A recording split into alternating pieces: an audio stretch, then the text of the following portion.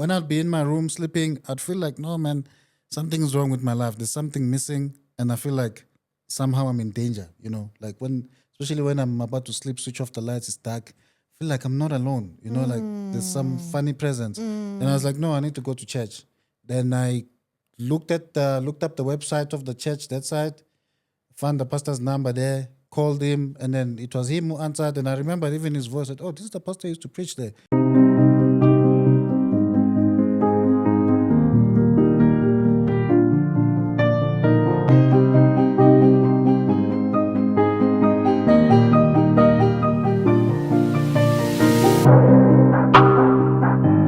And how long after that did you start dating the as your wife says it, the Jesus? I think I started dating my wife in September 2012. Yeah. But I don't want to lie. Even within the 2012, after breaking up with that girl, there'll still be someone I'd meet along the way fall again, and pick yourself and then up. come back. Like, my thing was stay in church no matter what. That's one thing I told myself. Wow. As you are busy struggling with this thing, first of all, don't sleep with a girl in the church. Right? So you kept it clean in that space. In the space, I was like, Jimmy, you were married. don't to a good date man, it. eh? You were married don't to date a it a good place man. where you eat. I Yeah, think no, you we've can't. got an African saying, something like that. Like, don't pollute the space where you're eating. Yes, So I yes. told myself that one, don't chow any girls in the church. And then No matter. no matter whatever you are struggling with outside, make sure that you don't leave the church to go and focus on the thing. Wow. You see? So it's like, at some point, I knew that I'll have to choose between the two. One must go. But I was like, let's make sure it's not church. So I just stuck there. And I mean, when I'll be with them, I'll always be holy brother. Hey, sister, praise the Lord. Da-da-da-da-da. And then meanwhile, me, I know What you are doing outside. you understand? You understand? Every time you'd feel like you are the only one. But later on, when I became a mature Christian, I noticed that, it's like most of us young people, we are struggling with this problem. Yes. Especially when now I got married and I was now living on the straight and narrow. I started to see, these other young people, they are struggling, What do we do about that? That's where things like that comes. But also it comes in the homes, father, mother, big brother, big sisters, grannies. Don't shy away from speaking about sex. It's not a bad thing. It's a good thing that God created. But then it's even better. It's even supposed to happen in the context of marriage. So if we don't stigmatize it, if we don't make it like a religious rules, don't. Explain to the kids, explain to the young people why you should wait. God wants you to experience it, but He wants you to experience it in marriage.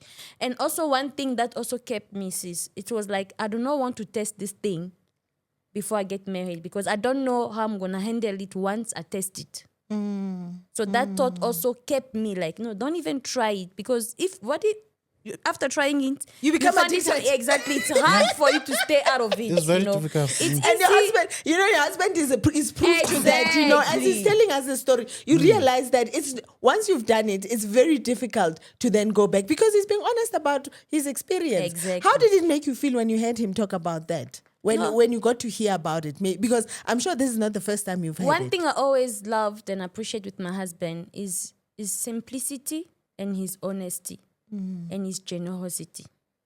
You see, so I think it made it easy for me to trust him and to love him even more because the way he's saying it to you, he said it to me way before we pay the lobola. Like the relationship is really going deep, but he will come and really tell me those are the girls I've dated.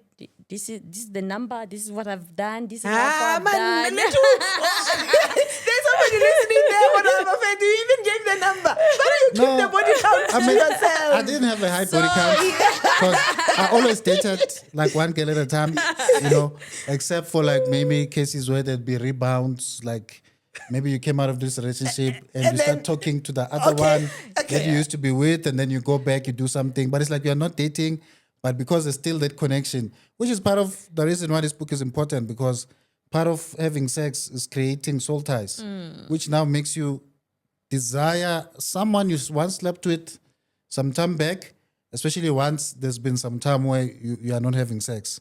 And then you have that desire for sex and you're like, oh, but when I used to do it, With that Bani girl. Bani. Hey, it was Then you fire. go back. Then you go now, you start talking to her because you're thinking about the experiences you used to enjoy with her. Not necessarily because you want to date her or because you miss a company or just her personality. No, you're just thinking about this thing that, you know. Now you're Yeah. making us sing because So, you know, another thing, I was also feeling guilty when she told me that she was a virgin. Because you see, how I even got to start thinking about marriage at that age was there was a church member whose father passed on. And then in the church, they were like, oh, a couple of us, we need to go and support her. She was from Limpopo. Well, she still is. And then I volunteered to go with, right?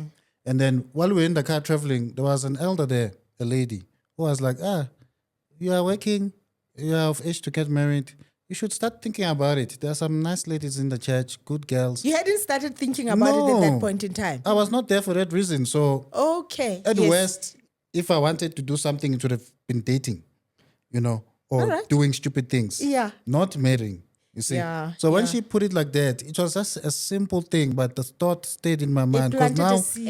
Exactly. during the trip, I started asking myself, if there's a girl in the church that is good enough for me to marry or that I think I like for marriage, who would it be? Now I started going Now through you this. say, now Yeah. this trip now Yes. making Now me. it- Oh, I'm what's a sitting stalker there. now? You're taking Yeah. stock of who's who in the Who's church. who, you know? Wow. Because Okay. before that, I had never seen her in that light.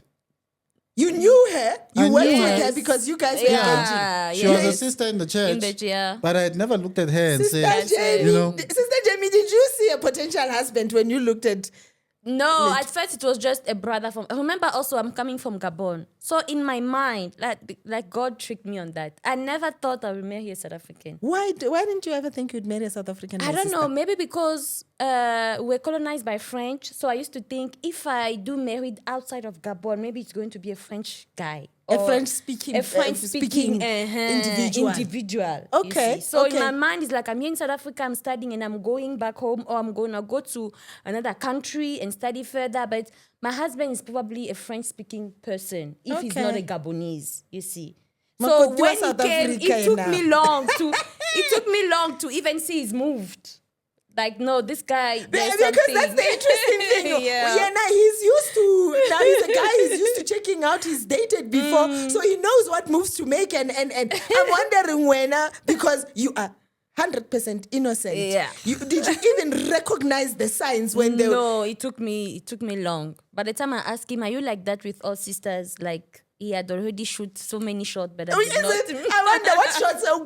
So tell me that some of the shots Okay, you one missed. of the thing, like he used to call a lot, you know, Yeah. and the one that, and then also he used to give me lift a lot. Oh, I will come pick you. Like we go for a convention. Yeah, I will come pick you guys. And you just We think pick- it was just brother. It's brother, about let giving you a be lift, nice. you see. And even the elders in the church used to give me a lift because when I was a student, you know. Okay. They just realized that you now you're no longer coming with us. So by the time I even came and say, brother Leighton, we knew. So everybody else around you. They could see it. Like even my housemates, they could see it because me, it took long. And also I had that misconception that South African men don't marry outside. Why So, did you have that misconception? you know, it's this thing of where they will say to you, all Zulu men are taxi drivers, the vendors are the clevers. You know, it's conceptions, you know? stereotype, South African stereotype. Stereotype, you see. Yeah, they're so quite I thought, stereotyped. no. But Yes. also because I not experienced it. But now that I'm in, I've realized there are so many South African men who are married or Yes. dating outside. you see. Yes, But they at are. that time, I had no references, you know. So I did not see him coming. I did not. It took me long. Did you really shoot straight or were you No, no. shabaring the corners and not I mean- shooting straight? Ever since Ekasi with my friends, I never used to be that type of guy who would be like, sometimes you're chilling with your friends and then they call a lady, hey, Moipone, ule tufunu kulma now. You remember those I things know in the those township. things, Yeah. yes. And then me, I'll just freeze. Like, no, sister, me, skis, sorry, and then the girl will just laugh and walk away. So I never used to be that type of a guy to shoot stop a that straight. girl on the street and go and tell my story. Sometimes I even wonder, I would ask my friends, what do you guys say? I mean, the girl will be laughing. It looks like you just met this person already. Honestly vibe. And man. then, You you know, can the feel guy the just vibe. laugh at you like, no, man, you'll figure it out. I mean, I never did. Even I remember one time one of my friends called the girl, especially now when I was like, I think grade 11 or somewhere there. He's like, no, man, you need to date. I mean, look at some of your family members there, your elder family members. You see that one? How many girlfriends does he have? When can't you catch the spirit from him, you know? And I'm like, no. So one day this guy calls the girl for me, and I remember I stuttered. You know, I was trying to say something, the words are not coming. The girl was just there looking on the ground but laughing. You know, so I knew Guti, that's not my strong point. Okay. So then when I started dating, I mean, the very first girlfriend I had was in high school, right? And even there, I knew Guti, it was not to do funny stuff. I just wanted to get my friends off my back, you know, because I remember one of my friends, he's since passed away now. He once said to me, no, man, this is your matric year. You know, this is the last year. You have to date. You have at to least have one. somebody, You know? man. So then that girl, she was a nice, quiet girl there. No one really paid attention to her. And we used to go to the same class with her. So the more time I spent with her, like, oh, this is a nice girl. So I went to talk to her, you see. But the way I did it is the same way I did with my wife. I just befriend the girl, start asking questions. Oh, what do you do when you get home after school and all that? Oh, I do my homework. There, my dad watch TV. Da, da, da. And then every day we have something to talk about. And then before you know it, the girl is also starting to notice, well, now why are you always Around me. talking to me? And, you know, and then before it's like, if now I'm no longer coming to talk to her, she'll be the one to come and maybe look for me. Today you didn't come you to didn't say come hi. see me. Because now she's used to me, you know. Yes. And then just like that, then I enter, you see. So that was my strategy. Uguti, you know what? I know I can't go and do a cold calling. cold courtship or cold asking out a girl right there. No. You So it's warm like, up. I'm going to go befriend her, get to know her.